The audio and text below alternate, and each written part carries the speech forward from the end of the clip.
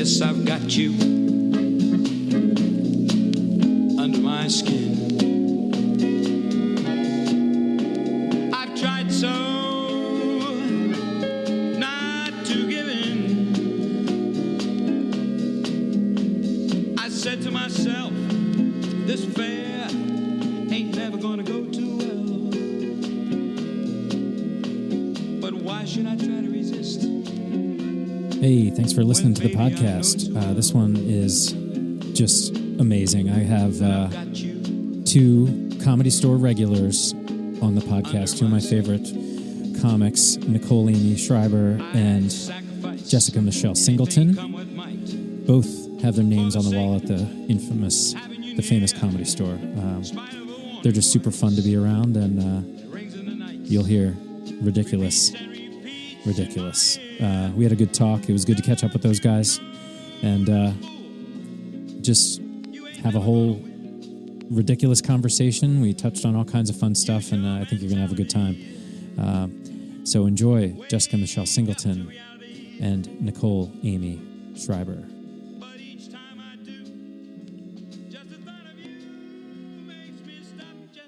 Well, we're here together. It was just going to be me. So it was going to be me talking to you, and then her either sitting there or literally right below in her room. So I would have been like, Jess, come up here. And she would have come up here. Is that new? We've been living together since June. Okay, yeah, like over this whole COVID situation. Yeah, it was like her roommate moved out. My roommate went crazy and moved back home. She's like, after the earthquake, she's like, I have to go home. The earthquake made me realize I need to just get out of here. But she lives somewhere where there's also earthquakes. It's like her hometown. So I was like, yeah, whatever you got to do. I'm going to go to different earthquakes. Like, you got a good piece of furniture out of it. That's true. Wait, I mean, that thing, yeah. How fun. Yeah, you're right. You can't see it. It's just, I'm sure it's It's lovely. a chest of drawers. It's great. Is that what you called that? I would call it a dresser. A chest of drawers? A dresser. Where are you from? In I don't know. 1400s? The 1400s. I love your chest of drawers. I'm telling you, when my grandfather died of the bubonic plague, he bequeathed me a chest of drawers. Chest of drawers. Whenever someone says chest of drawers, I just imagine titties that pull out. Yeah. Boobs for all kind. Because you hear that so often. Mm-hmm. Yeah, and I was like, who else? I don't know anyone who has ever said chest of drawers. Well, I put my chest of drawers up on OfferUp, hopefully. Drawers also sound like underwear. Yeah, it sounds like you have a chest, a treasure chest full of underwear. Underwear. My chest of drawers that I've collected from women over the years. That's like just a serial killer. For sure, I've contributed to one of those when someone offered me $500 on PayPal. Anyway, it's a long story. I think it's really funny that serial killers always want like a keepsake of their work. Like, so do comics. Comics are just like serial killers. Like after a comic does a festival, they have to hold on to their lanyard thing with that thing on it. They're like, I gotta have memorabilia. I have a chest of drawers full of lanyards. Yeah, you have so many lanyards. You actually have the most lanyards, I think, of anyone I've ever known. Yeah, that's because I don't know how to say no to things. Yeah. Jess will do a festival literally anywhere. Yeah. Lower Slobovia. They're like, we love your work. On YouTube. It's just my video.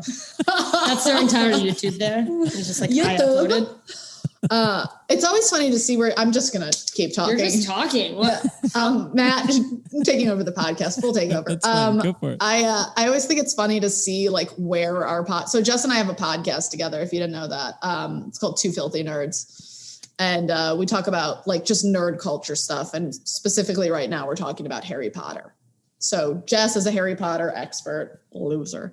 Growing up, huge Harry Potter fan, loser. Okay. And excuse me. And she basically is introducing me to Harry Potter. And so we're through book 6, starting book 7 soon. Okay. And it's great. So she's kind of showing me the ropes of Harry Potter. That's essentially the podcast. And I talk on our podcast about as much as you're getting a word in here. I'm really just there for visual effects for the Patreon. So wait, I don't did even you know what have the point of any? me telling. What? Did you have any Harry Potter experience at all going into it? None at all. I knew. Obviously, I She was didn't a grow up under a virgin, rock, but I loser. didn't know anything. I was like, I'm not going to read fucking Harry Potter. Harry Potter's for kids. And then, so Jess and I had started a podcast in 2019. At the end of it, yeah. And we called it Name That Pod. And it was just Right. like how there's so many, we were kind of basing it on the idea of like all the male comics at the store had these podcasts where they're just ranting and raving and saying fucking whatever. And they were very popular, just like kind of a free form format where everybody could just shoot their mouth off. And I'm like, there's no women doing that. Which is exactly what this podcast is, by the way. So Yeah, I was like, you're familiar with the format, right? Yeah. It's Jess and I just running our mouths. We're doing this as our podcast. But welcome to our podcast. Yeah. So we started doing it and we're running our mouths about, different things in pop culture, different things that are going on, blah, blah, blah. Yeah. COVID hits, and we don't have any more experiences to talk about. It's not like we're out doing things. It's not like we have lives. And like it was going to just be like us every week being like, this sucks. Yeah. Or every week being like, and in the news, COVID and Donald Trump. And it's like, at some point we were like, there's nothing else to talk about. And then we were like, oh, let's read a book. And then we were going to read a Malcolm Gladwell book. But it was about how diseases spread. We found out when we started reading. We started reading The Tipping Point. We were like, this is not the right book. Bad timing. Bad timing. Have you read The Tipping Point? Yes. Yeah. It's fascinating, but but we were like, oh, this is the opposite of the escapism we're looking for. And so Jess was like, what if you read Harry Potter and I introduce you to Harry Potter? Yeah. I was like, fuck it, let's try it, Yeah. One of our fans, Luis, what do we call him? Luis? Anyways, don't worry about it. He bought me my first Harry Potter book. And I was like, I don't even know if I'm going to like it. He's like, I don't care. Harry Potter's the best. Here's your first Harry Potter book. Yeah. Sends me the Harry Potter book. And I read one page of it. One page. And I'm like, oh my God, this is incredible. Have you ever considered a career in timeshare sales? It feels like you're like doing a sales pitch. Really?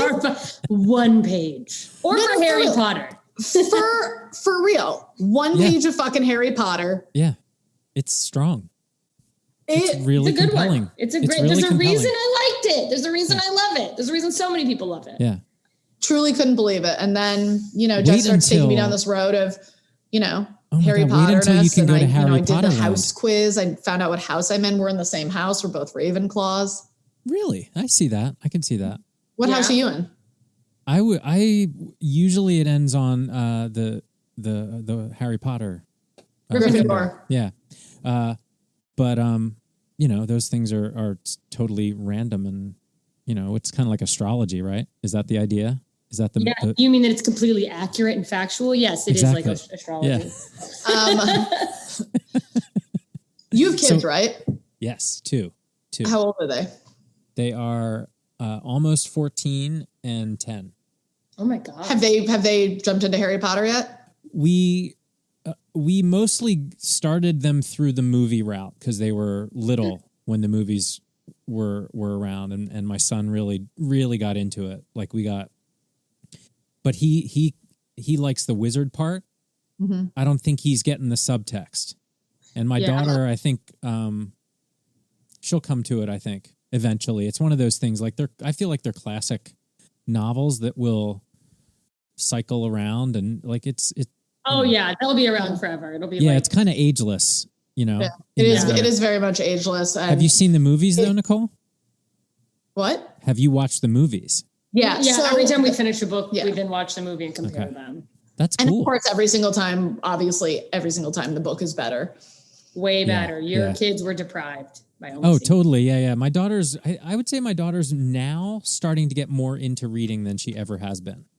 Yeah. Yay. So I feel like Harry Potter is one of those things. I remember when it came out, a kid I babysat for he never would read anything.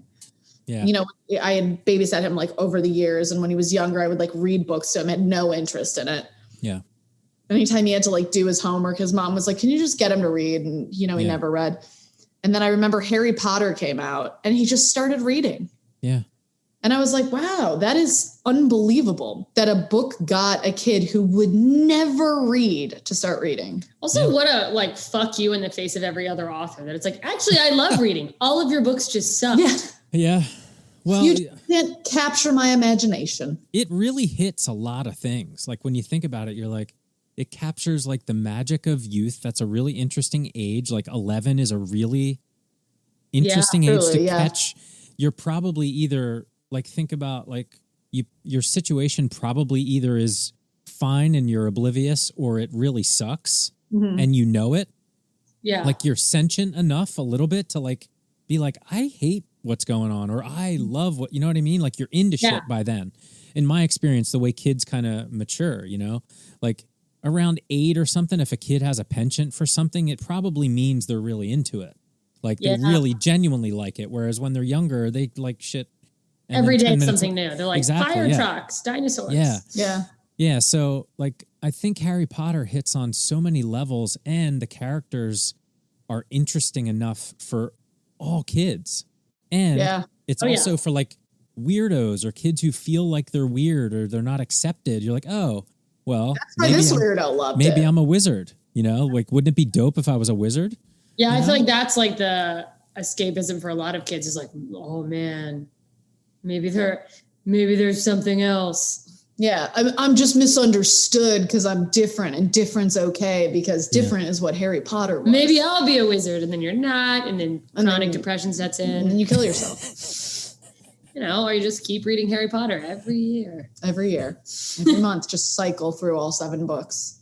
I read them when they came out. I had a buddy and I was old. I mean, I'm much older. So I was like, my buddy he was probably 5 or 6 years younger than me. Super into books. This dude was always reading. So he came at it from a literature standpoint. He was just like, dude, you got to read this. Wow. You got to read this. And so I was like, okay. And then I was hooked.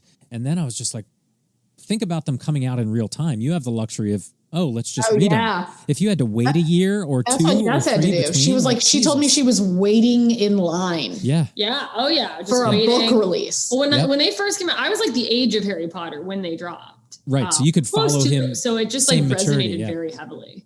Yeah. You followed him in age. You're like, what am I going to do next year? Yeah. Yeah. Like, but it's like, what happens in our second year? And then I was too immersed and it was creepy. I can't imagine the psychological impact. Like, I wish there would have been a case study about kids when Harry Potter came out, who was the exact same age as Harry Potter and how, you know, formative it could be. I mean, there's probably no control for that case study, but that's true. It's just interesting that it's such a strong, impactful story. Yeah. Yeah. There's no loose ends. There's no loose ends in the fucking story. Yeah. I feel like if I had kids, I would want them to start reading it at like age 11. Yeah. Yeah. Or maybe a little bit before so that they could have the fun of having like an 11th birthday where you're like, let her to Hogwarts, but then that could be really devastating. Yeah. And how much cooler is that as a school where you're like, I mean, holy fuck. Right? There's like magic. So funny because prior to that, I feel like, I mean, obviously there's a huge difference between a boarding school and a school for witchcraft and wizardry. Right. But like, it was like a trope in 90s shows of like, you're going to be, or movies, like you're going to be sent to boarding school. And then you read Harry Potter and I'm like, I want to go to fucking school where I stay at the school. Yeah. But it's such a dream. I remember when we started reading it, we have a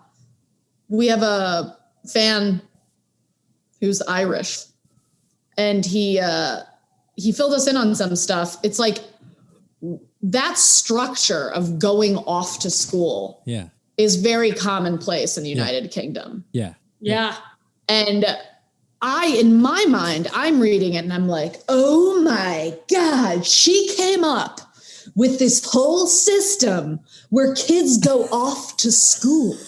And yeah, it turns out like that's pretty standard. Yeah, that's like and I was like, it's so special and unique. And it's like, no, literally every kid in a lot of it is like Kingdom does that. Or it's just like, there's so much about the school that follows like a classic school you go away to formula where it's like plus magic. It's not like all invented. Yeah. Yeah. I thought she invented truly the whole idea of like a go away to school. Wow. No, that's pretty common. I Bill mean, that's like invented a lot Dead of Poet Society, right? absolutely unbelievable shit. Oh yeah, yeah. What an amazing imagination and the Amazing. And like I said, not one loose thread. Like you think she says something in one book, you're like, what does that have to do with anything? I guarantee book 7, she's going to be like, remember that thing I told you in book 1 that you thought was like just an inconsequential detail? Big clue. Yeah. Yeah. Have you ever, like, I'm sure you've written like screenplays and stuff. Like it is so, once you get past a certain point, it becomes so large to manage. You know, you're like holding everything together and making sure you cover all the details, or that like you don't leave something out or forget a character detail later down the road. It's like, I wonder. And she did that for fucking 7 novels. I don't know how anyone does it. Like any of those like big fiction series writers, fucking hats off, George R.R. Martin. And you were competing with a series like that. That was like they were making a TV series as he was writing. So what a fucking fire under your ass. But do you think they once it got really successful, like book 1 and 2, she had story people helping her do that? Like, I forgot that she had it all mapped out from the beginning. Like that when she was pitching it initially, she's like, this is the first book, but I have this whole idea. Yeah.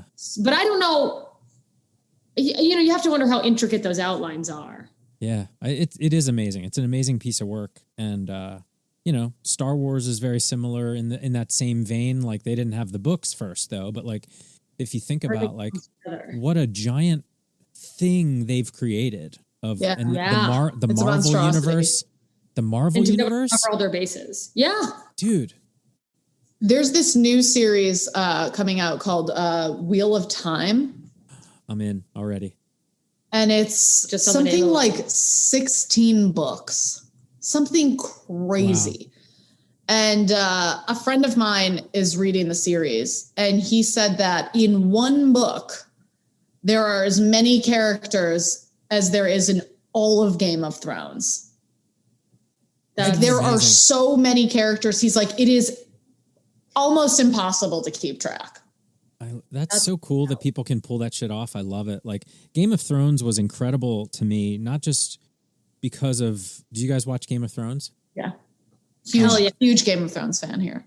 Well, you maybe do that series next, but like the idea is like they had us saying crazy names like they were super common. Like, oh yeah, Daenerys Targaryen or whatever. Like you just throwing these crazy names out. Like insane. And also, were Targaryens? How did they do that? Are those Armenians? No one's ever talked about that, but that sounds like a really Armenian name now. That's, by the way, that is a good bet. Yeah. My favorite Armenian family, the Targaryens. And they were all annihilated. See? Yeah, Targaryens annihilated, Armenian genocide. There's parallels. The Lannisters. I mean, that sounds relative. The Lannisters are the Turkish. But like Tywin Lannister. Tywin Lannister, yeah. Cersei, like all these names just, maybe they have roots in history that I'm not aware of, but in terms I wonder if there's like deeper, like little nuggets of reference. Even if they are, like it just blows me away. Blows me away how deep those stories were. And it definitely like, where are you on the finale? Of Game of Thrones? Yeah, Game of Thrones. We watched the whole thing. Get me. Oh, how do we feel about it? Yeah. How do you feel about it? Furious. It could have been better. Furious. I'm not Dexter mad, but I'm pretty fucking mad. Well, Dexter had a whole season where it was like, come on, his sister would never go along with this. But yeah. So the final season of Dexter shit the bed in so many ways, but it did not feel nearly as disappointing as Game of Thrones. Yeah. I think the best ending to a series ever is Breaking Bad. I didn't finish it. No series, I think, has had. I was terrified of the ending for Breaking Bad. As it was approaching, I was like, please don't Dexter the situation. Please do not Dexter. Please do not Dexter. And it's written they very gave well, it. Yeah. It's incredible. Really good. What about Sopranos? I haven't watched Sopranos. We might do it on the show. That would be a good one. Yeah. We'll at least do the first season, see how it goes, and then it's such a long commitment. But like, where else are you going to go for the show? What do you have to do? I mean, no, I know. But Would I have assume any if of we us did had to do it. Sopranos, people would like it. It wouldn't be a bunch of people like, go back to not the Sopranos, so it's fine. Yeah. I don't know. It'd be fun to hear your take on it, especially getting this far along, not watching it. Like that's the part that's I incredible did to me. see, I mean, I saw a couple like sporadic episodes, but they were so random and I liked them. And it was years ago, like when the show was on air, they were so random. I have no concept of the storyline or who's who, like, you know It's what I mean? so It's like, I well know done. who Tony Soprano is. And that like, I think I saw one episode where he thought about or dreamt about fucking his therapist. And that was like it, Yeah. which could be every episode. Those I are, don't know. those are the ones that I know of.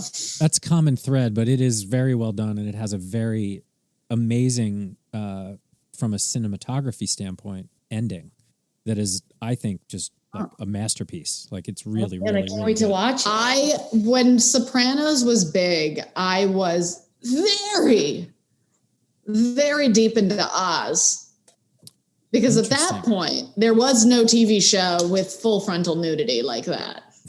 I never watched Oz either. Oh, You just did it That's for the prison dick? one, Dick City. Oh, yeah. Just go see a real dick. Why do you need to watch No. Prison Rape? Oh, there's nothing hotter Wow. than dudes with big schlongs. They all had butt big fucking. schlongs. Huge. Everybody was rocking a pipe. Not one guy had a little dick. I find it very hard to believe that even a small majority of people. I promise. No, I understand what happened in the show, and I think that is false advertising. I guarantee most of the men in jail have small dicks. It was majority of the cast was black. Well, then that's fair. Okay.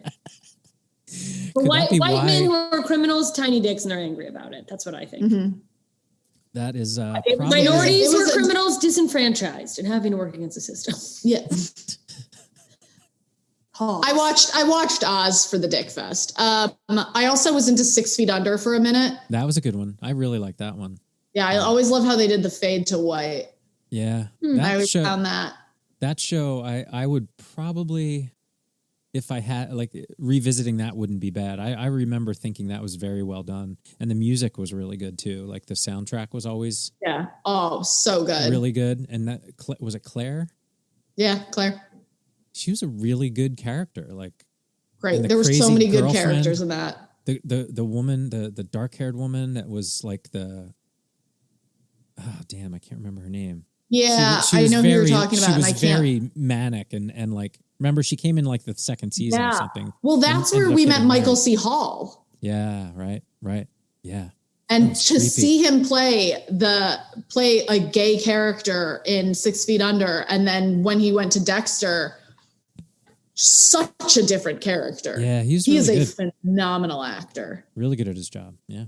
Yeah, that guy is great at his job. It's funny when you think about like being a professional actor, like that's your job. Yeah. Like that's all you have Your to do craft today. Your is- 9 to 5. that's your 9 to 5. I was like, well, time to go play a serial killer or whatever. I haven't seen Yeah, the show. Dexter's a serial killer. It's It's now coming fun. back apparently. but he's a serial killer for the good. Yes. There's a lot Yeah. of philosophy that could go into that, and Yeah. whether or not that's okay. Yeah. Who he's- gets to? I using really his wish. power I for hope good. at some point we do Dexter as a series. I'm sure we will. You will absolutely love it. It's truly phenomenal. It's disturbing too. I remember when dark. Dexter came out, everybody was talking about the opening sequence, like the blood splattering. Yeah. And I remember seeing a documentary about the company that did that and how they did it. And then I went down this weird kind of like autistic obsession with opening sequences for TV shows. And Dexter was just like, every detail was so perfect from the opening sequence to like the cast. And then, ending was a tragedy. Okay, buddy. Ow. Well, it's hard to sustain, I think. Yeah. It's almost like in the new model, saved for documentaries, in my opinion, which always need to be edited and go on way too long. But like a series, if you're writing a show or you had an idea for a movie, like it's like, well, we can do it in a 10-part series. That's 10 hours. That's good storytelling. Yeah. And you can be versus detailed, having right? to cram it into. Or cram it into an hour and a half, or do 22 or 23 or whatever, and it just gets ridiculous. Something we were discussing about Harry Potter, how it shouldn't have been movies. Yeah, we think it would have been better as like a TV series. Yeah. Oh, way better, but that didn't really exist yet. Yeah. Yeah, no, yeah, it is like if they redo it, it'll we've be gotten to this dope as format shit. of it being fine to have 1 or 2 seasons, and it's like, and that's the show, and it's done, and that's okay. Like it doesn't have to live on. You've told the story. Well, the Harry Potter thing is the tough part about Harry Potter, I think, from a movie perspective.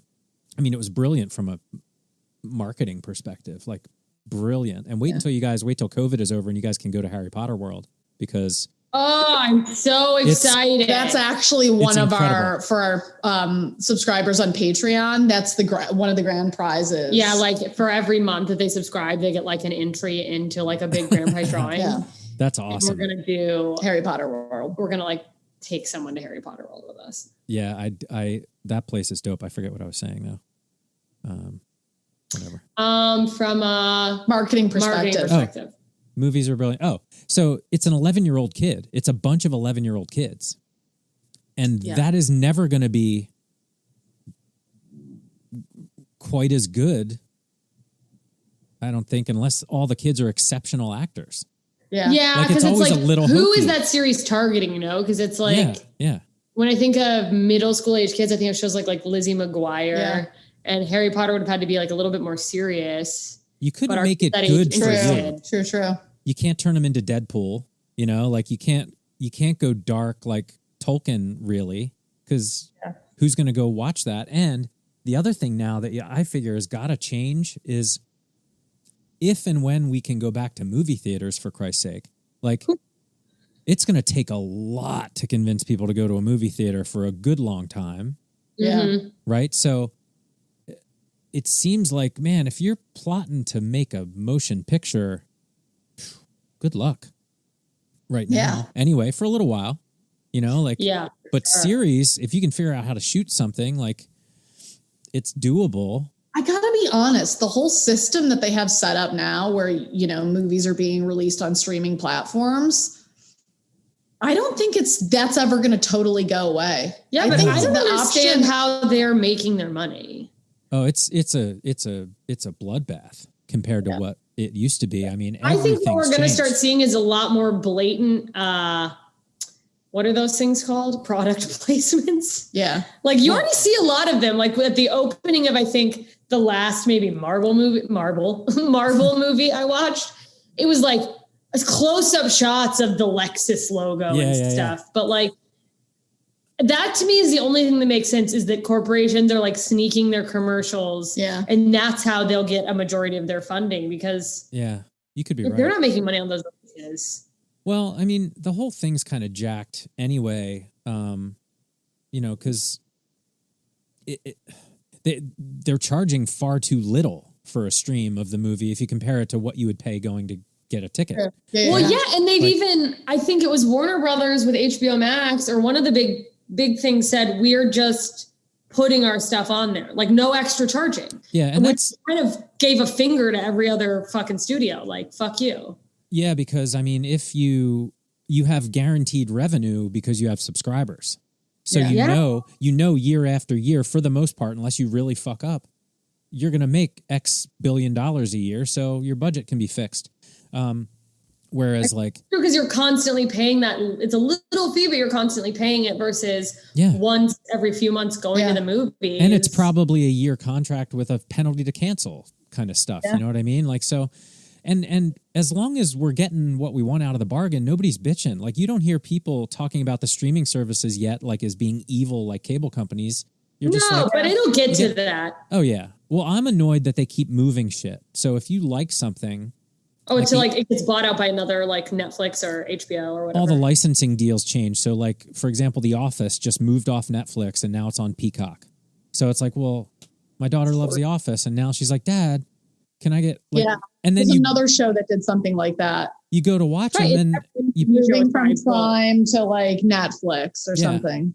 And then and it like changes. It sucks because you go to watch it and there's commercials on it still. And I'm like, I'm not paying a monthly fee. Why am I pausing for an ad I can't skip? It's just, they're still like training wheels trying to figure out how to do this and make money because the world just Yeah. changed, you know? But Yeah, they're adapting like the rest of us poorly. dude, Just me? Okay. Just poor. Just very, very poor. it's nuts. Yeah, Netflix has been a true lifesaver Remember Tiger during King? this pandemic. Remember the Tiger King? That seems like years ago. Remember it all Interesting. started with Tiger King? Truly years ago. Like we But all that thought was that the will, kickoff. yeah, but remember thinking like this will be the thing that we go. Remember quarantine and we watched that thing Tiger King that we probably never would have watched without, and then like quarantine just kept going and we're like we need more Tiger Kings. Yeah. And content is running out. New content is running out. Yeah, that's why. Is that why they're keeping? It's weird to me with the fucking LA shutdowns that they've been way more loose on. Like, I mean, I know they're cracking down now, but like, you know what I just heard? Everything shut down, but production studios could stay open. I was like, that seems like there's money in pockets that shouldn't be there. Yeah. So they are considering there's a loophole. If you're considered media in any capacity, you're considered an essential business. Fuck and off. an essential worker. I say that as someone who needs a job and will gladly take one from a media industry because I'm desperate for money. But fuck you. So there are productions for TV, film, I don't know what specifically, but a friend of mine is going to be doing a TV show, and he was able to, because right now they're currently in like the number one, like letter A, like tier of vaccine distribution. They can get vaccinated for essential worker. For essential workers and nurses. And if you are working on a media, a production, you can appeal to like, I think like Kaiser or something to get the vaccine. And if they approve it, you can get the vaccine. That's crazy. Like, it's just a loophole that actors can get the vaccine before other people. I get that we all need entertainment, but can you imagine like being unemployed, struggling to feed your family, and then finding out your neighbor who is like, I do crowd warm up on Wheel of Fortune. I'm an essential worker. You're like, my kids are dying. Yeah, my kids are essentially not being fed. Yeah, it's a strong point. The one thing though is that we're screwing up the distribution so badly that vaccine's going bad. Like once you thaw it, you got to deliver it. So it's like, because it's like Jesus. That has been the like in the recent months, like the light at the end of the tunnel of like, okay, we have the vaccine coming. I think people are starting to get to the point that they're like reading the science and being like, okay, I'll be fine if I take the vaccine. Like stopping being fucking whatever. Yeah. That because I was like probably March, April, it'll be to a lot of people, and now it's like, oh, good, great, yeah.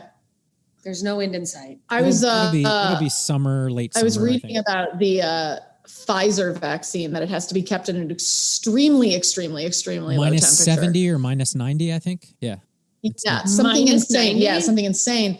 And in the article, they were interviewing somebody that was like, well, does the person asking the questions in the interview was like, well, does that technology even exist? And it's like, yeah, Pfizer developed their own technology for it. So it's like Pfizer's just minting money. But it's truly wild to be able to transport something, and it can live once it's out of that extreme cold. It can live in regular cold for up to like 3 days, and that's it. Yeah. It's very the stability is really touchy, but the science and what they've done is incredible. It's incredible. Yeah, it's very impressive and that they were able to take the research they had already done up to that point of like before COVID came out and really roll it into like, because I mean, in so many other times we wouldn't even be where we are, even though we're still like fucking up the rollout. Yeah. It's like there is a vaccine that exists to slow down the spread. The issue is the real big thing that's fucked up is they had, I'll be generous and say 6 months to realize that there was a vaccine coming and we should get the distribution situation squared away. Yeah. There were so many things that they realized that was going to be happening in 6 months. Yeah. So, I mean, that's inexcusable, but I mean, it is what it is. But I mean, it was like, I hate that phrase. It was incredible science anyway, but like we got issues, on lots of fronts. So it's like, man, for sure. But like, just our fucking government was too busy being up its own ass to like, I feel like give this adequate focus. You think? I feel like it's also just horrible timing. When you're plotting a coup, a pandemic is so annoying. You can't roll out a vaccine while you're plotting a coup. There's not time. Yeah. I'm very, very busy trying to overthrow my government. The government I'm in charge of. What a stupid. Okay. Let's have a podcast about how much we hate Trump. I was watching all the coverage and I was like, either there was absolutely no plan beyond just get in the building and that was it. Like that. Yeah. Or I feel like I can't believe we got in. Yeah. They're like, we're here. Or if this was a superhero movie, what would be happening? That is all a distraction for the two guys that needed to slip in and do whatever they needed to do undetected. It was very weird. And then just them not having enough. I mean, I get real tinfoil hatty about anything with the government, and a lot of my friends don't love it. But I don't know that they just like didn't have like reinforcements even a little bit. We'll get all the stories. I can only hope that this is going to be the biggest, and I'm probably naive and optimistic, but like this should change our standards for what's going on across the board and our level of acceptance for what we let the government get away with, and not in a like bad way, just like tell us the fucking truth. How about that? Like if in February Trump would have been like, listen everybody, I made my own mask company. You guys all need one of these because this virus is really bad. Would everybody have been like, fuck that guy? Would we be on the other side of it? Like, you know, the propaganda machine was so crazy that we don't have truth. So, yeah. And it was going so many different directions. Yeah. And so it's like, could he have come out and been like, listen, everybody, I know I'm crazy all the time. Like he couldn't say it right. And he turned the doctors into the evil ones. Meanwhile, it seems like this is really definitely a bad virus that is, you know, airborne and obliterating people. Yeah, and it's like and in droplets. So it's like, okay, I let's really just deal thought with truth. at the beginning. I have done this multiple times over the course of his presidency. Thought this is going to be the time when people are devastated because he turns it, like people whose like whole identity is hating Trump. Yeah. I really was hoping at the beginning of this, he would have this last year to like make himself a fucking hero. And it shocked me because he's such a narcissist that he didn't take the road of I'm going to save the country. Yeah. He could have rewritten his entire history. Like he could have gone down as like, you know, we didn't love him, but in the end he came through. And I feel like he had every resource to do that. And he was listen, the thing that, you know, I'm doing the dumbest shit during this pandemic in terms of like making myself feel better, but I've been listening to the Real Dictator podcast. I don't know if you've listened to that. It's like I didn't know that was a thing. That's so funny. The backstory on the rise to power of like Kim Jong-il and I'm on Stalin. I just finished Stalin. And it's like amazing. What's it called? The Real Dictator? It's called The Real Dictators. It's incredible work. It really is incredible. Yeah. And the Stalin one is just like, holy shit, man. I think Trump read that book and was like, I want to do what he did. Let's do what he did. That's He's crazy. just too like, oh, he has a roadmap. Exactly. Yeah. And that's kind of the idea. So it's like I've been listening to that shit and watching too much news in the last 3 or 4 or 5 days. I have to get away. Like, you have away. It is rotting your brain. Can't handle. I mean, I get the highlights. Like I'll read that. I mean, I know there are detriments to just being a headline reader, but I watched the news last Wednesday when it was all going down like nonstop on like CNN, which of course is heightened because they lean left. So they heighten the fucking, no, it's the government is being, but like that, it's even if you're like, you're getting information and it's like good to be informed. It's like so draining. Yeah. Well, it was exhausting watching the news. Yeah. Well, I stayed up that night to watch them come back into the chamber and finish. The Senate. Yeah. Did you, by the way, know that there was a senator with the last name Whitehouse? I didn't know that till they were calling names. Senator Whitehouse out of Rhode Island. What else was he going to do? Yeah, like who's going to? I had to go into this business. Who's going to lose against that guy? So it's nuts, man. So I'm trying to do as much as I can to keep myself away from it, but it's really hard. And also, I think we need to pay attention because this actually is happening. This is actually historical. Like this is going to be in history books. Oh, 1,000,000,000%. This makes Watergate and Bill Clinton seem like a joke. Not a bleep on a radar. It really puts in perspective how little in terms of distant history books, so many other, like Obama's going to be a blip on the radar and he'll only be in there because he broke the barrier of being a black man. And like, all right, then a black president came and then you're never going to believe what happened. Yeah. This orange no guy, big deal. Black guy won. Compares to nothing. School, hooray. All downhill immediately afterwards. Went from black to orange. Yeah, it cracked. Orange is the new black. My optimistic view is that this will come out okay in the end, but it's not going to be great to get through. Yeah, that it's going to be ugly. Like I am with you. It's going to get way worse before it gets better. The U.S. needs a really good marketing team to figure out how to talk to all these people that believe a cult leader and fake shit. You know who they need to get? They need to get the same PR team that helped Iranians rebrand as Persians. That's the group they need. Just a whole rebrand. Just like, you guys, go back to your ancient roots. Yeah. That's so funny. Yeah. I've been thinking that too. I've been journaling about it, not to be every person in LA. I was journaling about it too. Yeah, just hoping that like this is sort of the big ugly like cleansing of the system before. It was really good, but then then we came out and the whole system was improved and peace and harmony and things got better. And I mean there's a reason coming that back into the chamber. It has to get worse before it gets better. But them coming back into the chamber until 4 a.m, and they were really old, really tired, and got threatened with their life that day. Okay, there were some tweets that were so good. Did you see the one of the teacher who quoted something her student said? Yeah, and they're like, "Oh, were you hiding under the table because you were afraid for your life because there was a gunman in the building?" Welcome to every day of our fucking lives as kids. Maybe you'll work on gun reform now. Exactly, that's really interesting. Yeah, it was crazy. I think that they came back and they voted and they finished the job.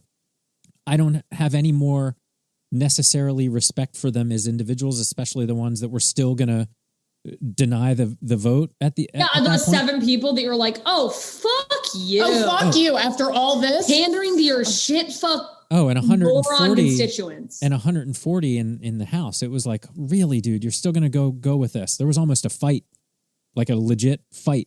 In there. Yeah, because it's like you're like, because at that point it's like you're no longer, it's very clear that you're politicking for the people who vote for you rather than for the good of the country. Just be like, not today, dude. Not today. You're not going to win. You don't have to say it. Let's just move on.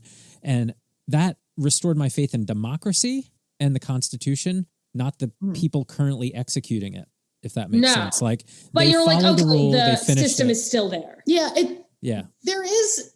I choose to believe that ultimately it is, a 2-party system to make this country work. You need it for checks and balances, but I truly choose to believe that there are Democrats, Republicans, and Trumpers. I think that's true now. I think that is obviously true. The future of the country is that.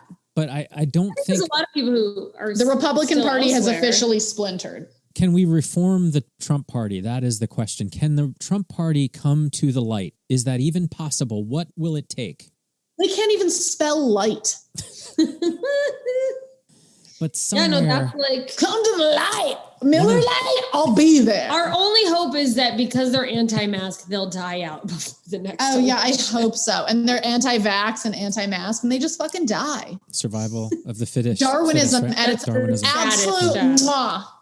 And but also I feel like there's a splintering on the left too of like super progressives who are sick of corporate Democrats and are like really mad about, we'll see if Joe Biden does something to like put at ease this whole like, I don't know. I fucking hate the Democratic Party. I realize that like we have a 2-party system and the best thing to do is accept that and try to work within the system we have instead of trying to like buck the system. Yeah.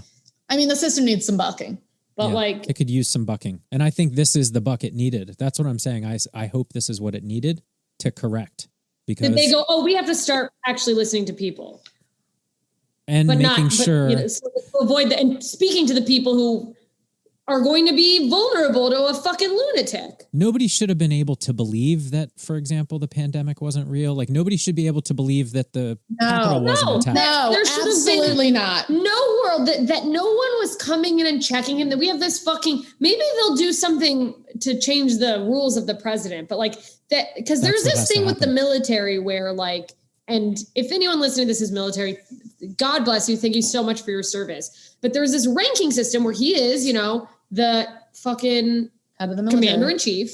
Yeah. And my whole family, my mom and my dad, they worked for the military their whole lives. My mom still does work for the government. Yeah. And the president, you don't have to like him, but you respect him. And his word is basically law. Yeah. And like that, no one will come in and go, actually, what he just said is wrong. That's not even like that. There's not a system to go. So someone is obligated to come in and fact check. Someone should be obligated to come on screen after and go, here's thank you so much, sir, for running the country.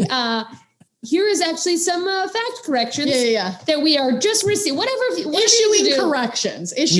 However you need to say it to be like, he didn't get the information. You could kiss ass through it, but like that no one was even clarifying that we were just only on Twitter. People were going, I can't believe he said this. And like, we never had to do that before. Like because no one was a deranged lunatic. I think we've been probably lied to a lot. I think we've been lulled into things in the past, wars and weapons of mass destruction, all that shit that turned out to not be real. I think the military industrial complex is real, but basic reason and truth was kind of the norm coming out of the government. And now it's just like, all right, I can't go super tinfoil hat to think that they're this well organized because I've dealt with my homeowners association. That's the lowest level of government and it is inept. So I got to think it just gets worse as you go up. Like, and it's like they're just running a fucking neighborhood. And then like these people were just people who got hired because like they had too much money to spend on signs in people's yards for the most part. Like that's who's in charge of our life. But that like it's real hard to there's get not like a scientific source that can come in and go like global warming should not be allowed to be debated. No. Like what you want to do about it, fine. A politician should not be illegally allowed to stand on television and go, it's not real. Like, yeah. It's that's why I think the reckoning or the changing or the call it whatever, like enlightenment of this, we have to pull out of this better. We have to take COVID, this insurrection situation. We have to come out of it better and figure this out. And I think it's going to be a while. And I still think it's kind of like coming down to the marketing of truth and like science and be like, listen, people who are saying scientists are trying to do shit to you. It's like that's not how science works. Science is trying to break itself all the time. Like the whole point of science is like, I think that this worked. Did this work, guys? And they're like, no, it didn't work. You fucked it up, Jim. Yeah. Go back again. Like the whole point is it's trying to find the falsities. It's trying to like prove absolutes and that like good science. There's also people who are like, oh, my idea is right. And you're like, no, it's not. And it's like, yeah, it is. I'll write around it. Yeah, the people who just like, no, I just don't. I mean, I am astounded by people who can just like look you in the face, ignore all your evidence and go, well, this is just how I feel about it. So that's what's right to me. And we have a mutual friend. We do? I don't know what you're about to say. Who truly believes, did I not read you her messages?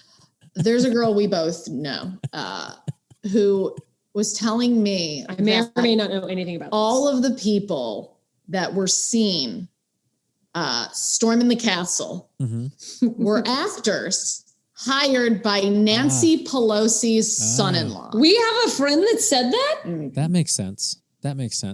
Oh, I know who you're talking about. Oh, she's crazy. That's all the actors. I keep sending her pictures of people being arrested. I go, so this one's an actor too? And she's like, No, No, trust me, I am desperate for work. If there was a casting call for actors of Crisis, I would have been there. I would have auditioned.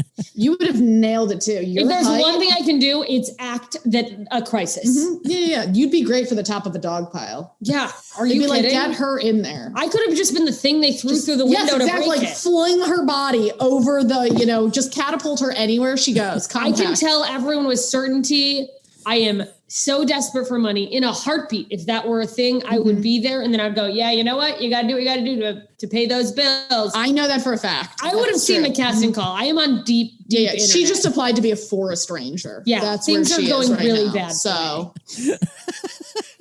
see, I think forest ranger would be pretty fun. Oh, I'm actually very excited. And frankly, I'm going to be upset if I don't, and probably won't get the interview. If you don't get it, I will burn down the forest. Are you listening? Now I'm definitely not going to get it. Oh, this is good. They have to give it to you. Your roommate's a pyromaniac and mentally unstable and has nothing to lose. I had nothing to do with this. But yeah, that whole thing is just wild. I heard on the news today that Biden's first order of business, first thing he's going to do, day numero uno, is a COVID relief package. Yeah, he fucking better. I mean, he better finish the inauguration on Zoom. Hopefully it's on Zoom. I can't. Somebody was saying that the amount of money we would save in tax dollars for not having the inauguration would fund like a year of like COVID relief. Or that they're not paying like 3,000 people to come blow horns while the president stands there and waves. For all of the security that it would take for all of that. And I was like, yeah, we should do it on Zoom. Everybody stay home. Not to mention, nobody cares. I genuinely, after what we saw last week, I genuinely fear for the well-being of Biden and Harris. Yeah. I guarantee it's there's scary. multiple attacks on their life throughout this whole thing. Oh, I hope not, man. I hope not. I mean, I hope not, but I will not put it past these crazy people fucking psychos beating the shit out of a DC cop. Did you see that? Yep. Crisis actor. Crisis actor. Just kidding. The guy getting really beat and the other guys. He was like, all right, hit me harder. Come on. For real. No, Jerry, come on. It's fucking scary. And like, yeah. And they have plans on all 50 state Capitol buildings, by the way. This is Al-Qaeda in America. Like, this is literally how pissed is Al-Qaeda that they're like, why did we bother with planes? We could have just walked up. Yeah, but to be fair, like, I'm pretty sure that at some point our country did kind of bomb other countries. These guys that are all whipped up here. No, it's like they were. What are they angry about? You say, country is justified of being mad at America. A Middle East country, we fucked them. But like, what are these guys mad about? Like 1,000%, a lot of those people who were storming the Capitol, I don't like in a general sense, are justified at being angry at the government. The thing is that they are acting on behalf of the government person they should be the most angry at. You know what I mean? They're like, Dave Ross had an amazing tweet, which it doesn't factually add up, but like the idea of he was like, this is like in the French Revolution, if the peasants had stormed the castle and demanded the king keep starving them. They're like, the person who is fucking you over is Trump and you're listening to him. Yeah. It's a weird cult, man. It's a weird cult. And there was not one person, and I'm sure they picked the bottom of the barrel to interview on all of the liberal networks. Of course. They're like, who has the least amount of teeth? Yeah. Let's get this guy to represent the whole. But, based on all of the videos I've seen, there wasn't one person where I would be like, that looks like an upstanding citizen.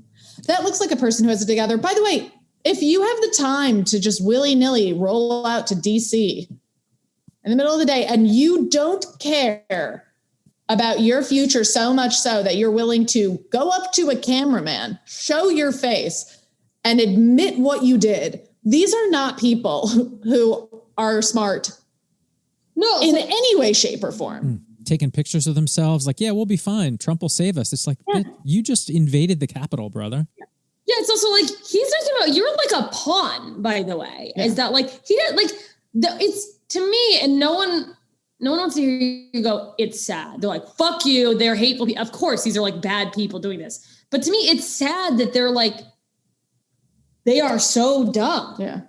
That they don't see how fucking moronic this behavior is. That they're like, this guy doesn't care about you.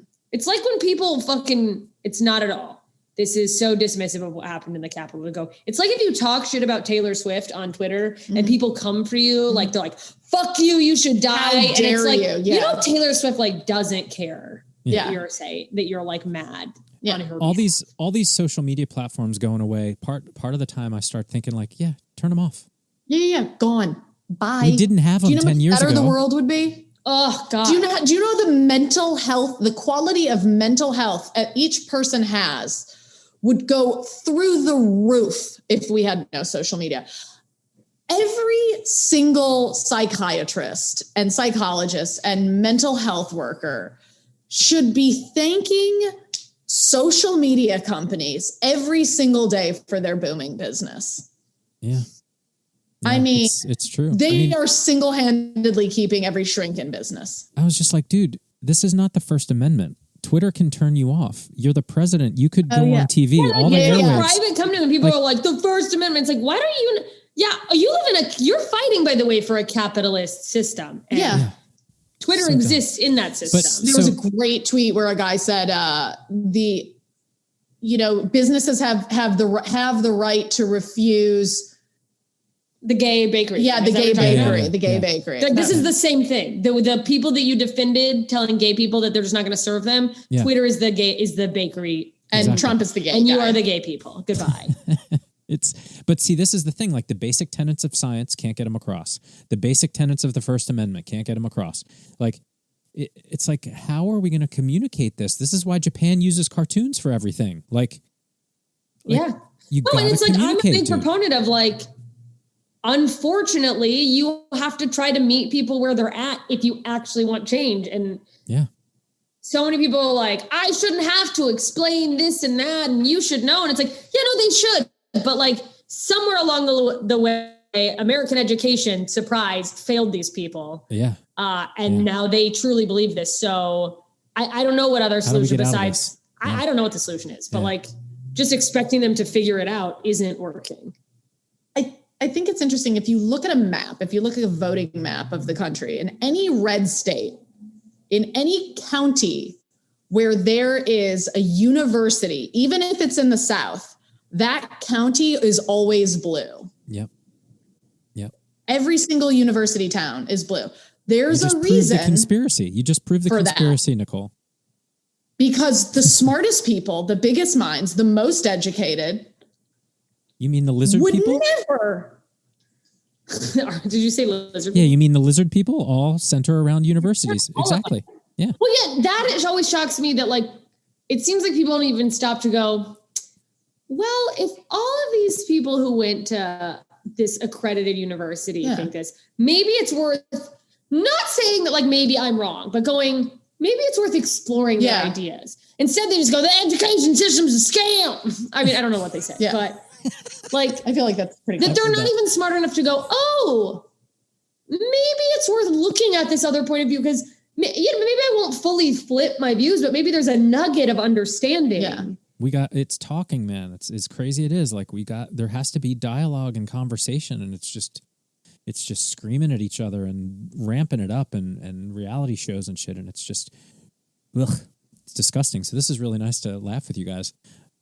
About other shit. I also think it's really funny when people are like, just because there was a guy there wearing a 6 WME. Yeah. 6 million wasn't enough. 6 MWE. That's what it was. Yeah. And just because there was a guy that was wearing a t-shirt that said Camp Auschwitz, like if you're marching for a cause and you look to your left and there's a Nazi, and you look to your right and there's a Nazi. And at some point in your mind, you aren't like, am I on the right side? I didn't like the Nazi you don't even part. go, oh, maybe what I'm marching for is not what they think they're marching for. And I should. Yeah, you would hope so. I should, like, if these people who are absolutely the dregs of society are marching for this guy. Maybe he's not like the fact that doesn't. Yeah, it doesn't click to people where they're like, not everybody's like that. And it's like, well, yeah, but some of them you're still standing on the side with them. Yeah. Yeah. I mean, if there was a guy standing there smeared in shit, would you get yourself away and like walk next to him still and be like, the shit covered guy's, he's just a person like you and me. Yeah. It's just some people have different beliefs. And some people think poop goes on the body. Poop's delicious. Isn't it, Loki? So many dummies. I want to ask a specific question now that I have you, Jessica Michelle Singleton. I had a talk with Alex Hooper and I got his side, and now I want your side of the mariachi heckle. And have you ever heard? I remember it that much. I remember that. Are you serious? Did you ever hear about this, Nicole? I think I trauma buried it because I remember there was a fucking shitty heckler in the audience, and he left. Did he leave when Alex was on stage or when I was on stage? He came back with the mariachi band with me on stage. Yeah. He left when Alex was on stage, I think. Yeah.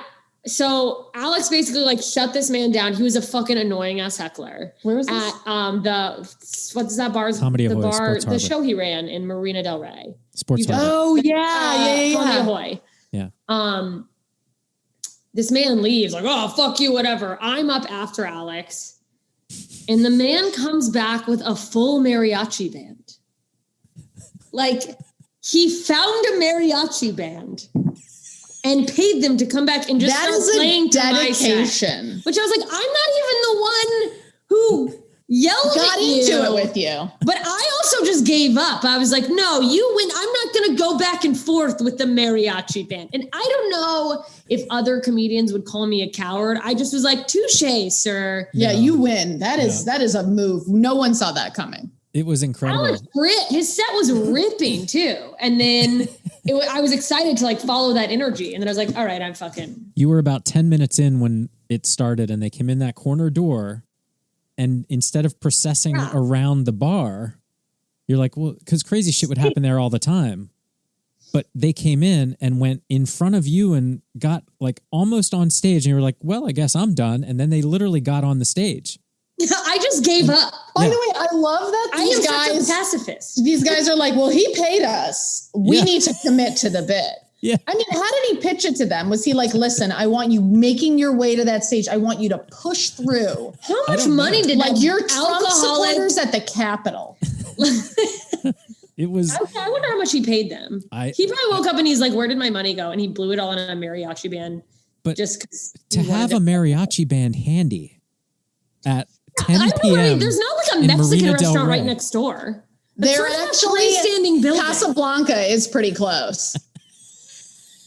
Were they like, where did our mariachi band go? You guys, there is a Mexican restaurant pretty close. Like, do you think he left going, I'm going to find a mariachi band? Do you think he left? He's like, fuck them. And then he walked into a Mexican restaurant to drink somewhere else. And he's like, I've got a plan. I don't know. He went to drink his sorrows at a Mexican restaurant. He's like, those sons of bitches. And then the mariachi band comes over and they're like, do you want us to play you a song? And he's like, yeah, just not here. Come on, guys. That man's We're going to have a little change of scenery. I hope he's writing for a television show. Honestly, truly. He raised the bar of heckling beyond like just shouting out in the crowd, just like, shut up. I'm going to go get a mariachi you band. win. This is the best. Every time I've done that show, it's been fun. Every single time. Oh yeah, me too. That's why I was like bummed because I was like, I'm not going to get the set I wanted to do. Just so you know, I wear my Comedy Ahoy t-shirts all the time. All the time. Nice. That is. Are they still like soft and good? Yeah, they're great. Fucking great. I love those shirts, dude. Got the white one with the octopus on it, and then what's the other one? The black one. Yeah, the white and the black one. The black one I always at first glance think is a Comedy Store shirt. Yeah. It's the logo. Dead comics tell no jokes. Yeah. Yeah. Brian did all those logos. Yeah. Yeah, that was a fun show, man. I really miss it. I miss it. We miss comedy too. We miss just in general. Just miss all of it. Yeah, it's insane. I miss being in a room that's, breaking fire codes, has too many drunk people in it. Yeah, what do you miss? I want someone to be an asshole to me. Yeah. This first time I get heckled, I'll just blow a load. I'm going to be like, it's happening. Comedy's back. Yeah. I mean, you guys are like, for the listeners, Comedy Store regulars, names on wall comics. Yeah. And it's just like, fuck, man. How do you go through this chasm that was there for you every day? Like, it's crazy. Literally going from like every day of doing stand-up to nothing. It's such a mind fuck. And Jess has been a working comic for 4 years now. Yeah, 4 or 5 years, full time. I've been a full-time working comic for about 2 years. Yeah.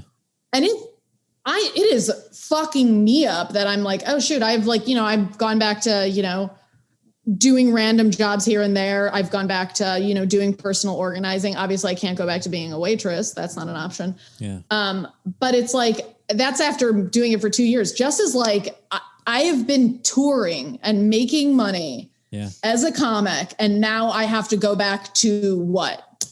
Yeah. Lots of very random, weird copywriting jobs. And being possibly a forest becoming ranger. a forest ranger. Forest ranger. I'm fine. Yeah. It's so crazy. And so I remember like there would be nights where, it'd be like we both had late night sets at the store, and it would, I'd be like, all right, well, come over here before, because Jess lived in the Valley, and I was like, come over here around 10. Yeah. And then, I'll get ready, pick me up at 10. It was this whole ruse of wanting to be friends with me because she wanted to ride. Because I wanted to ride. And now I have a car and I want to drive us everywhere. She would pick me up, and then we'd like, fucking hang out here or meander our way to the Comedy Store. And like, then she'd take me home, and it was like, do it. How many nights a week we're going to do it? Yeah. It was great. It was like such a big part of our week. Like just so late night at the Comedy Store. It's just like, so you get your identity so wrapped up in it. You know how it is. Just like, even if you don't have to be a paid regular, like you're going out every night, you're trying to do shows or like, and then, I don't think you realize, I didn't realize how much I was doing it. I mean, I knew how much I was doing it, but like what a big part of my identity was until it came to a screeching halt. Well, yeah, I mean, I do believe you're probably a bit a ways from it, but it'll be one of the first to come back and pull it off in, 6 months, probably. I bet we're almost through it if the vaccine goes as planned, and testing would be good. At home, instant testing would really change the game. Yeah, because testing, then you could very accurate testing. Yeah, the asymptomatic thing is a problem. Like even I think people would err on doing the right thing if you could lick a piece of paper in the morning and like, oh, fuck, I got to stay home for 10 days. Or, no, I'm good.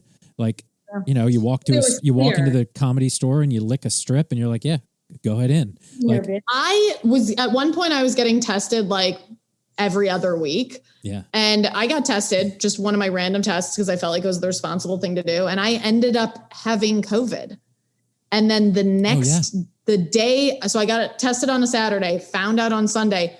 It was like this crazy timing. As soon as I found out I had COVID, every symptom hit me like a freight train. Oh, no way. Yeah. How bad? When I went for the test, I had no symptoms. I had maybe like a scratch in my throat. Yeah. But how long were you out? I stayed home I actually ended up staying home for 3 weeks. But like, did you feel shitty for 3 weeks? She kept testing positive. I kept testing positive, but it wasn't because I wasn't getting the antibody test. I wasn't sure if that was a positive because I still had COVID, or it was a false positive because when you have recent antibodies, you get false positive. So crazy. Yeah. Yeah, man, you guys know. And I found out today that the strength of my antibodies is so good that I can donate plasma. Nice. Good for you. Yeah. Yeah. So I'm going to donate plasma. That's cool. Hopefully they pay me. No, I'm kidding. I'll do it for free. I'll fucking help people. But they pay me for your plasma? Mm-hmm. They'll pay her. Oh my God. That's nuts, man. I've been lucky. I haven't gotten it. But it's like circling. It's getting more and more people, and it's just like, fuck, man. I know so many people who have it. It's crazy. Yeah. Yeah. Anybody really bad? Like it's herpes in LA. Mm-hmm. Yeah. LA's rot. What, like 1 in 5 or something now? Yeah. when I got it, I had to make herpes phone calls. I had to like call people and be like, hey, remember when we ran into each other at the grocery store? There is a really good chance I gave you herpes, COVID herpes. I called my local coffee shop and I was like, hey, I was there the day before. Yeah. I was, I didn't have any symptoms yet. I've just found out I have COVID. If you want to just let the people know, because I knew the guys who worked there. I was like, so-and-so and so-and-so were on shift, working when I was there. Just, if you want to give them a heads up. Yeah. Jesus. Yeah. It's pretty unavoidable in general. And it's so, the asymptomatic thing is so devious. Yeah. Like so devious that it's gross. They're saying that like there's genetic markers on how it hits you, like long haul versus asymptomatic forever, or just a little bit of cough, people that shake it off in a day or two, like it's gene related. So if we could figure out that plus have rapid home testing, so what's crazy about that? If you think about genomes, none of them, there's not one that's the same. So the disease is different in every single person. It's never going to act the same way twice. Maybe I'm describing it wrong. Maybe there's genetic markers for it that it binds to. Maybe that's the way it is or something. Like, I don't know. Common genes. I'm not a geneticist. I don't fucking. Yeah. Weren't you biology? What were you? Yeah. So.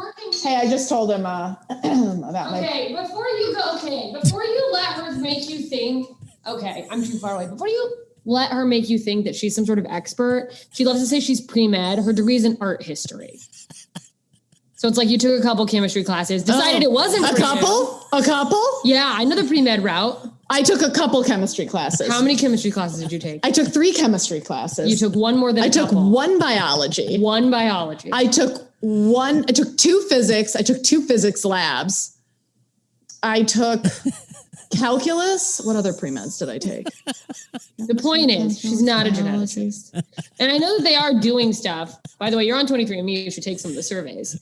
23andMe is doing surveys. They are trying to find out if there is a genetic component to how people react. Yeah, that'd be interesting. I mean, more. I'll do that test. Yeah, they like want people who have tested positive. And then I'm going to give my plasma. Can't wait to plasma. Can you catch COVID through plasma? Do they know that for sure? Oh, I don't know. I don't know what you do with plasma. My antibodies. I don't actually know what plasma does. What does plasma do? Plasma is, I think it's the binding substance in your blood. But what does that do? Like, why do they need donations? Because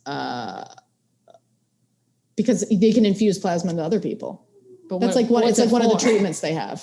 Is it for like if you lose blood? No, it's like one of the experimental treatments that they're doing with people in the hospital. They're doing like an IV flush of like my antibodies. I'm basically giving someone who has COVID my antibodies in hopes that it'll help them fight COVID. Yeah. Interesting. Yeah. Yeah. You got it. I mean, you kind of. And I'm positive on that one. Yeah. Are they just doing that with people, or is that like you're donating plasma for rich people who want to pay for experimental? No, it's like I'm going to end up signing up at Cedars-Sinai, and I don't know how they're administering it at Cedars-Sinai, but I heard Cedars-Sinai is a shit show right now. Cedars-Sinai sent me an email asking for money. Just like, I didn't owe them. They were just like, do you want to give us money? And I was like, why don't you ask Ruth Goldberg, who donated a whole wing? Yeah. Where's Ruth Goldberg's money? I just was like, I mean, I guess they're technically a nonprofit hospital, but I was like, you don't get enough money from me every time I visit your office and you're like, nothing's wrong. We need $125. Yeah. Yeah, I wouldn't go anywhere near a hospital in the city right now if you can avoid it. Dude, I walk around like I'm afraid to get injured. Like, 1,000%. Yeah, because you don't want to have to go to the hospital. You will not get seen. That's what's crazy. They're turning people away. Like ambulances are pulling up and they're like, sorry, go find another hospital. Like, because ambulances are private. It's a fucking bullshit scam. There's no reason there should be private ambulances. There's no reason when you call 911, they should dispatch a private company. So funny. That's a whole different podcast. I'm so mad. I was in Vegas. Long story short, I had to go to the emergency room. Took an ambulance to the emergency room because I called 911. I choked on a vitamin. It was a vitamin. It wasn't drugs. They kept being like, what kind of vitamins? I'm like, they were fucking vitamins. I didn't take a drug. So I maintain you would have been fine. Anyways, they were like absolutely nothing. They were like, you can come to the hospital or we can leave you here in pain and it's going to subside eventually. Yeah. And they're like, but when it does subside, we can't promise that the pill's going to end up going down the right hole.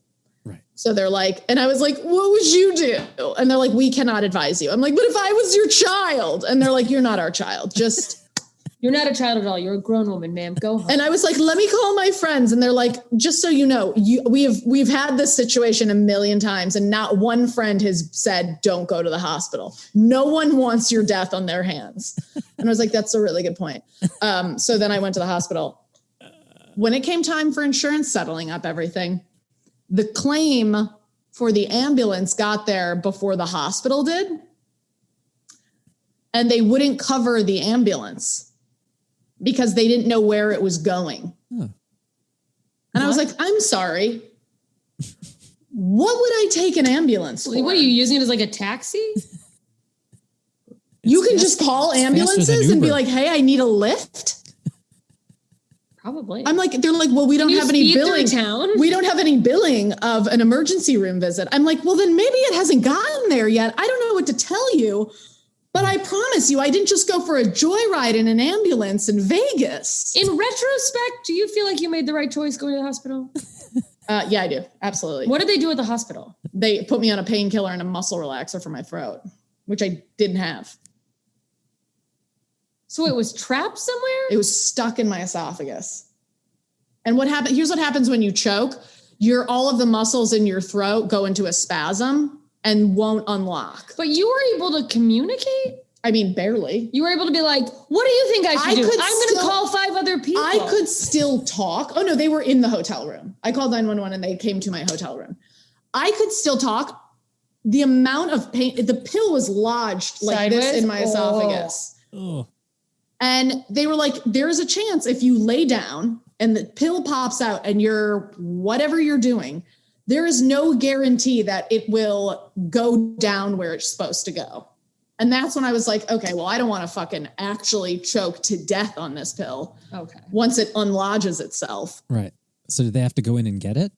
Yeah. Well, no, it was too far. They would have needed to. Yeah. So if they muscle relaxed you, then they must have known that it wouldn't go into the wrong tube because it would have just plugged in your lungs. They were there to watch. From the outside? Well, were they inside you? They would. Was there a computer? I don't know. I was on so many drugs at that point, alone in a Vegas emergency room in the bad. Did you ever stop to think they gave you drugs because like she's fine? Let's just give her some drugs. Listen, I don't. And it turns out there was no all I know is I survived it, and then I got home at 4 a.m. She made it, you guys. How the fuck do you guys not have a show? You're literally living together in a quarantine. Yeah. We have a show. It's called Two Filthy Nerds. Two Filthy Nerds. It's kind of like this, where we just fight each other and then talk about Harry Potter. Mm-hmm. We're doing fine. I guess you do have a show. That's true. But like all day, like a reality show, just following you around constantly. I just follow her around constantly. Yeah, it's hell. We were on a walk one day, and Jess is like, "What did you say? I'm gonna." You asked me if I wanted to do something. I'm like, no, I'm just trying to work on doing things on my own and being a little more independent. And she went, why? Dead serious. Like, I was like, I just want some alone time. And she just like couldn't wrap her mind around not wanting to be around her or anyone. Just a person. This is the person that I am. I went to Blick Art Store today to buy art supplies because while I was stuck at home for 3 weeks, almost 4 weeks, with COVID, I discovered my love of painting. So today, me and my antibodies went to Blick Art Store, bought a lot. I left there friends with every single person who works at the Blick store in West Hollywood. So that's who I am. And it's pretty insufferable. Yeah. For a lot of people. Nicole thinks that everyone she talks to is her friend, her best friend. And you should hear her talk about the men she meets on dating apps. That some of them, I'm sure some of them are great guys. But she goes, no, you don't understand. We have really great conversation. And it's like, Nicole, you talking at someone and them not leaving doesn't necessarily mean it's a good conversation. Like she says it's a good conversation with everyone. And I'm like, what did they say in the conversation? Well, they let me talk. It's not all me talking. We're having a conversation. But she thinks every conversation is a good conversation is the point. Yeah. Of course it's a good conversation. I'm doing a lot of the heavy lifting. I've had all good conversations with you in my experience. Yeah, she's a good conversationalist. Yeah. And that's why you can't measure whether a guy is good to date on your conversation. Is it because she was pre-med? If that's the glue. I think the moral of the story is that I'm a delight. I think so too. Agreed. Totally. I wasn't listening. Did I see today something about you doing a bit, or did somebody just say that you look like Rachel Maddow? Yeah, I've been hearing this for fucking years. Were you doing an impression of her? No, I just look like her. I just saw someone post. Josh Adam Myers, he and I are in a Zoom acting class together, and Josh was, lots of thoughts on that, heckling me. Okay. Said that what's going on? What's going on with the animals? I don't know. Buddy is crying. Josh. It's because I fucking put their food. I made them food and left it on the counter. Oh. ADD. See, it is just it's pure chaos here all the time. One thing that happened from COVID, I have like COVID brain. It makes your brain foggy. Yeah. I'm not the person who goes into the kitchen and like leaves things open or leave things out. And the other day, Jess goes in the kitchen. There was like a door open to one of the cabinets. She's like, Nicole, what are you, me? I've had COVID brain for 25 years. I am not kidding you. This morning, she walked into the kitchen. We have these little containers for our dog food that are out on the counter that she just refilled 2 days ago. She just put all of her dog food in this container. This morning, she walks into the kitchen, walks under the sink where we keep the extra dog food, takes out the giant bag of dog food, starts to like open it up to get dog food out of it. And she's like, what am I doing? I'm like, I don't know, but it's like that all the time.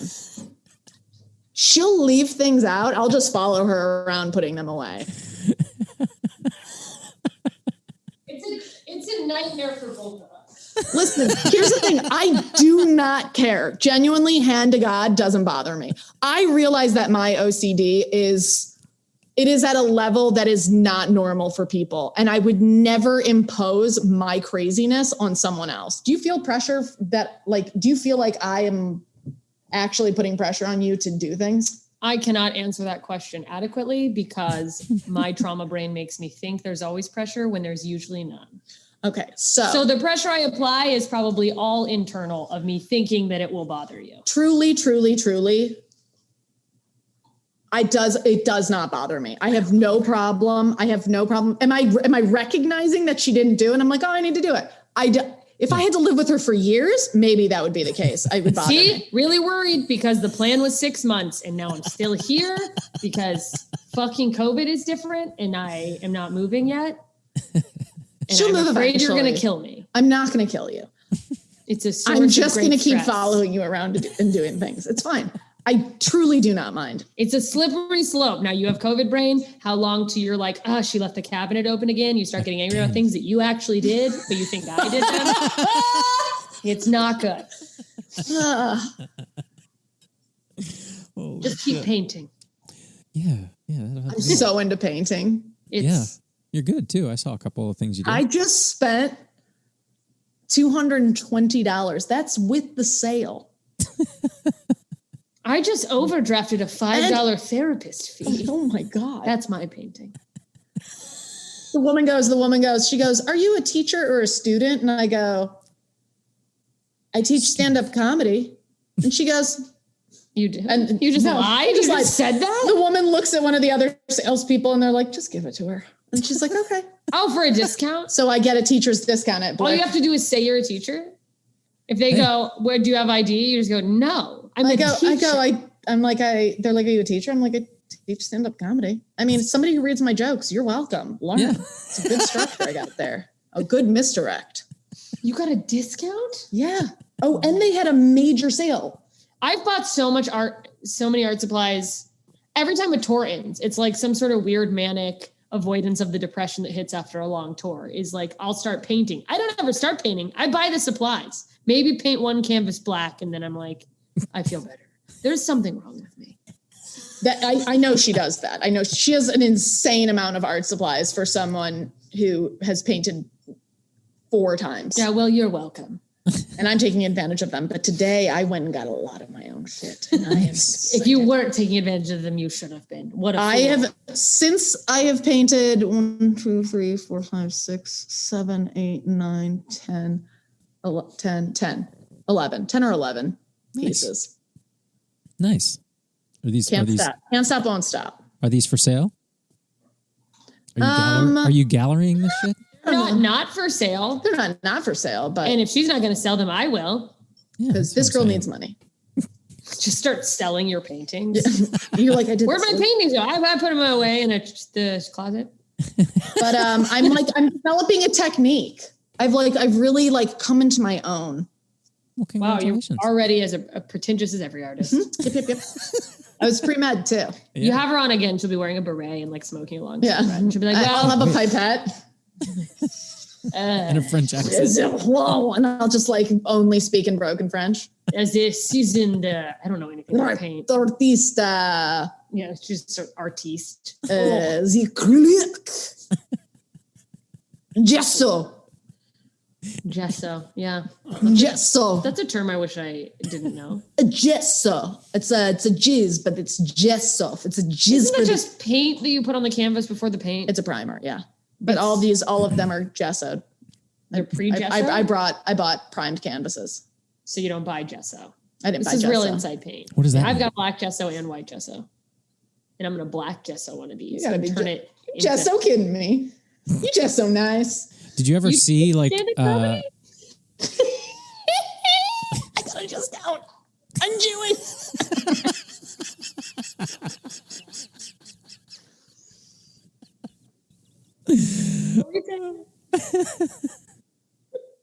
By the way, we're about to blow through a 2-liter of Diet Coke in one night. Yeah, we're wild animals over here. Wild. That's our. And as soon as we're done with this, you want to know what we're doing? What? Watching The Bachelor. Oh, nice. Yep, crazy town over here in East Hollywood. Oh shit! I forget what I was going to say now. Damn, it wasn't good. Damn. Yeah, I don't remember. So, what do we do next? Do you think that LA is going to? Jess and I want to know. I mean, I feel like Jess would want to know just because Don't rope me in. Shut up. I don't know what she's about. Do you load your Follow Friday into Hootsuite? I don't even know what that is. Do you do it the same every single week? Is it always the same? Neither. Maybe there's a couple people mixed up in different Follow Fridays. It's I had never the nothing to same. do with this question. It's never the same. But it is a good question. The first one is generally the same.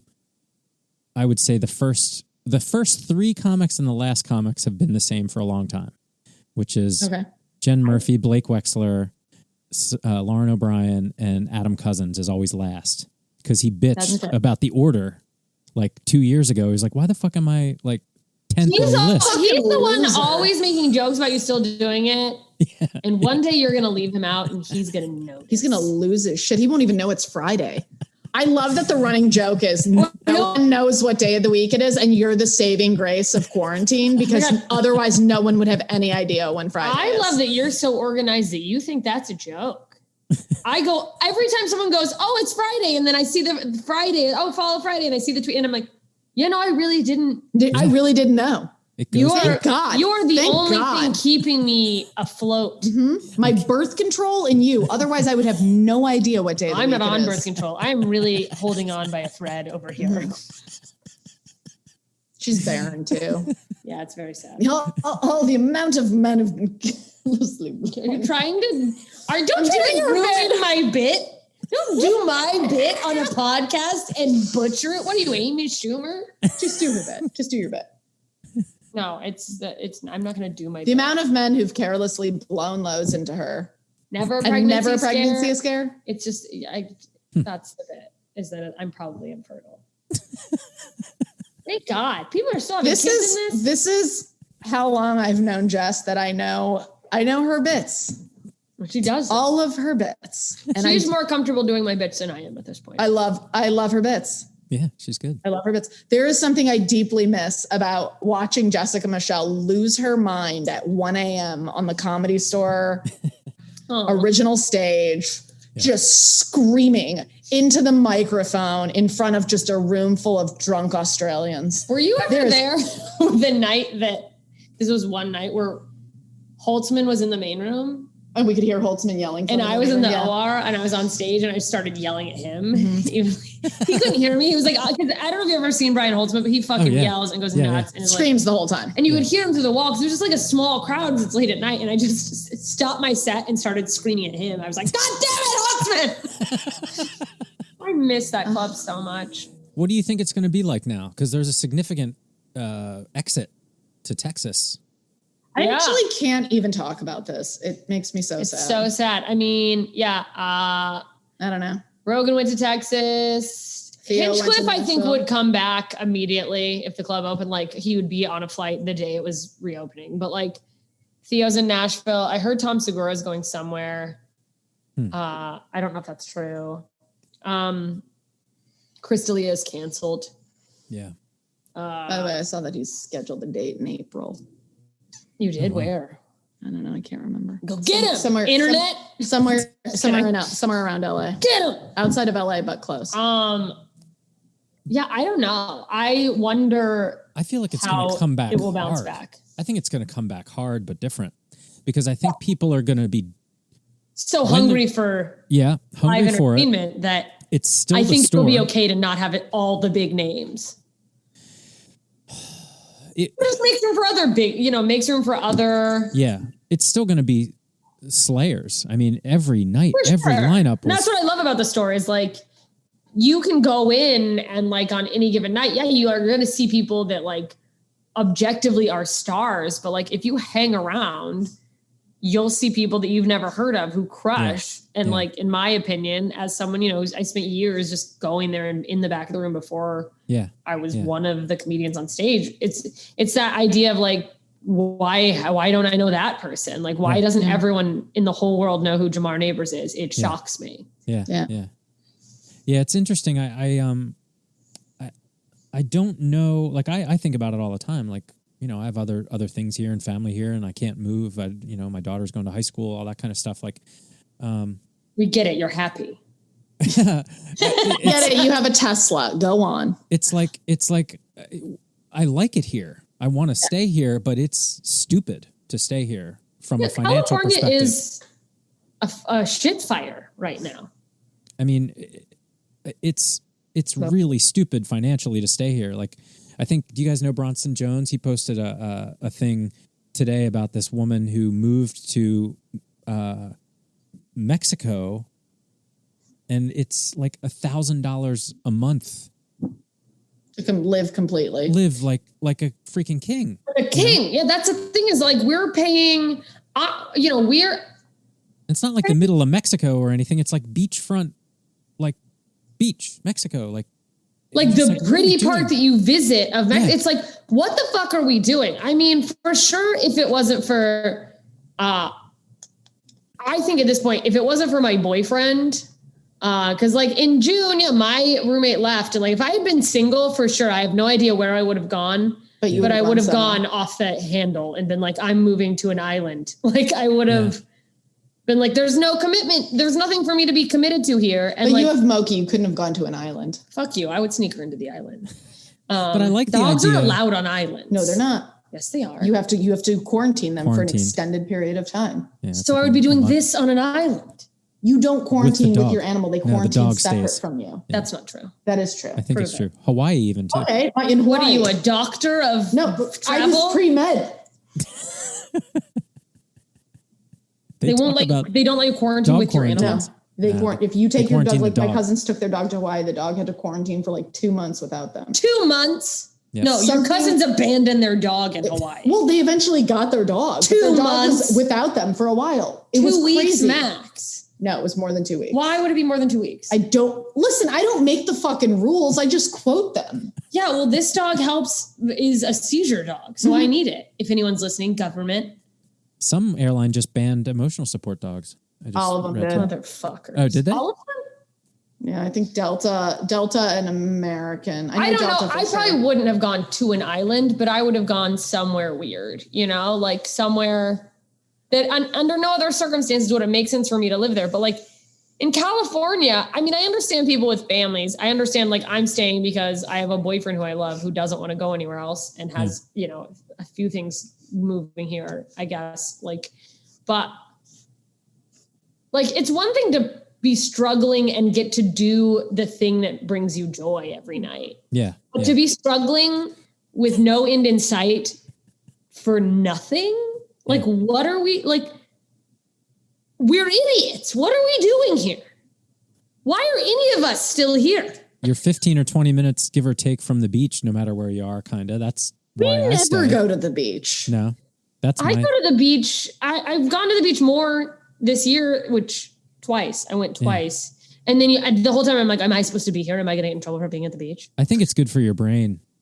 Yeah. I like the smell of the ocean. I also, there was snatched on. I look at Zillow like my boyfriend looks at sports stats or she really does. I never every understood single fucking day. I never understood compulsive chain smoking until I started using Zillow, and I just look at it. There was one day where there was a 1-bedroom, 1-bath apartment with parking, laundry, fucking central AC right across the beach in the Palisades for $1,200, and I was like, man, maybe $1,400. It was fucking stupid. Yeah. And now I had hope for one moment that real estate would change. And that was just a weird fluke of an apartment, probably a scam. They probably ended up getting taken down because people are like, this doesn't exist now that I am saying this out loud. Yeah. But I don't remember the point to that. What are we doing? It's crazy staying here, paying rent. But I think that, it will come back. It'll come back different. And if people have a place to work out, it'll be fine. But it's going to be different for sure. And I just, the thing about moving somewhere is then you're stuck with that new place, which you're inevitably going to hate because you're not happy inside and you're just a miserable cunt. Well, it's Nicole. The thing is, in theory, you're like, oh, I'm just going to be doing this somewhere where I don't have friends. But it's I don't see my friends here. And I mean, if you want to be kind of a piece of shit, other places aren't locked down this much. Should they be? Absolutely, probably. But nowhere is fucking gonna do a good job with unemployment versus reopening shit. I feel like that's just a lost cause. But yeah. It's nuts, man. I miss comedy though a lot. And I know. I miss it. I have literally no identity without it. And the online stuff doesn't suffice. It doesn't. Zoom shows and stuff. Really. Yeah. Have you been doing those? You're doing Zoom shows at all? I went from doing them to doing none of them to now I'm I will do one if it's paid. And usually I am not someone who is if it was regular stage time, I would absolutely not. I'm sure I would do tons of free stuff, but I realized most of the time, not even most of the time, even when I have good Zoom sets, I hate it. Whatever I get out of doing live stand-up comedy, I don't get from a Zoom set. So even when it goes well and it's the ones where they have a couple people with their, mics open, I feel worse than not doing it. Yeah. Part of it's the delay too. I mean, even podcasts are hard because Zoom won't let two audios occur at the same time. So yeah. So there's weird just lags and fucking words missing. And yeah. But I've found this to be better than nothing. Yeah, for sure. Because, and the reason it's usually late is I was trying to recreate an after show tired brain, which I like that is kind of the idea is I know you're going to be tired. You're going to be a little out of it. The issue is that we're not doing that anymore. So we're not used to staying up late. So It's like, I'm not going to fucking stay up Yeah, late. That's And, gonna be the hardest when you part, said- going back to like late night sets. Oh, forget it. Terrible. and I you get didn't in like bed at late like nights 9:30. anyway. I'm like, night. Right? You didn't like late nights anyway, even when that was the norm. And plus, Yeah. you don't have the adrenaline of just doing the show and that like yappy, like blathering. Well, maybe you. That like constant, like, I don't know, the adrenaline of talking after a show. There's nothing like it with other comics and just shooting the shit. Yeah. And, but I didn't factor in like, well, yeah, we're not going to have the rush of the show. And people have been going to bed at 7 o'clock. I know. When it gets It's dark. Yeah, when you said you wanted to Yeah, do exactly. this When at people 10 be o'clock, I tired, was you're like, like- ooh. I am tired all day now. It's exhausting doing nothing. Yeah, Yeah. and especially having COVID, you're exhausted from doing nothing and then COVID exhaustion on top of it. Oh, I don't have that excuse. I'm just. You've always had slob. COVID. Yeah, I've chronic COVID. It's called depression. Yeah. Get with it. Just kidding. Insane. Anyhow. So you guys feel good? Yeah. I hope this was fun. I had a blast. It was good chatting with you all. It was fun. Thanks for letting me pop in. Oh, it's an honor. I'm It's telling awesome. you, I would have dragged your ass into here. What? Yeah, I know. That's why when you asked me, I just said fine. Thank you. Well, we'll do more. I was gonna get hassled to do it anyway. Yeah, absolutely. I think, it's interesting starting this during the pandemic. Every show talks about the pandemic. That's just, but to me, it's like time capsuling, Yeah. Yeah, hopefully we'll be able to look back on this period and go, remember when we had a pandemic instead of like, we're still in it. Somebody said they saw a meme that was like horrified. That was like, they're like, 10 years from now, you'll reach into the pocket of an old jacket and you'll Find a mask. find a mask and go, man, that was such a weird year. Right before you grab your gun and leave your house to shoot out all the zombies. Great tweet. It's all down So there. true. Oh, I forgot to tell you. I don't preload the Follow Fridays. They are just on the Just fly. all fucking Off the dome? muscle memory at this point. I'm just typing them in and I forget sometimes people, but I use like Alphabet or like little tricks or like all the Daves, all You've the. never forgotten me, and I love you Yeah, I'm honored that I'm always included. every Oh, time. that's so sweet. Yeah, you guys are awesome. It's so funny because it doesn't at this point. I don't think any of the things that Follow Fridays used to do. I don't think it does any of those things. Which was like, I'll follow more people. Like I don't think anything's happening from a volume standpoint. It's just like once in a while. Actually, that's not true. Once in a while, somebody retweets it. If they do the action, like, oh, I never heard of this person or that person. So I'll get like one of those a month where people are like, oh, I never heard of that person. I'm like, okay, I'll just keep doing it. Now it's just sort of like feels like the main benefit is like, oh, hey guys. Like it's like, Yeah. oh, there's a group of comedians I like. What's up? Yeah, it's I also- love that. I feel like the replies are getting longer and longer from all the comics. People, it's fun to. I love it how when someone kicks off. the discussion of it is part of the exciting part about it. Yeah, I'm having Like so it was much just fun with Follow it. Friday before, but now it's just like every comic chiming in with something, and it's just like I'm so excited to hear from anyone that I'm like, that's a sense of community, guys. Yeah. We're gonna have amazing shows when it's safe to do so, for sure. My god, I'm gonna just come all over everyone. I can't wait. And you're gonna have your new ass all ready to go. Oh, Yeah. my new ass Shout and out to and Stacia. just coming everywhere. Oh, it's gonna be ridiculous. And I'll be gonna be there.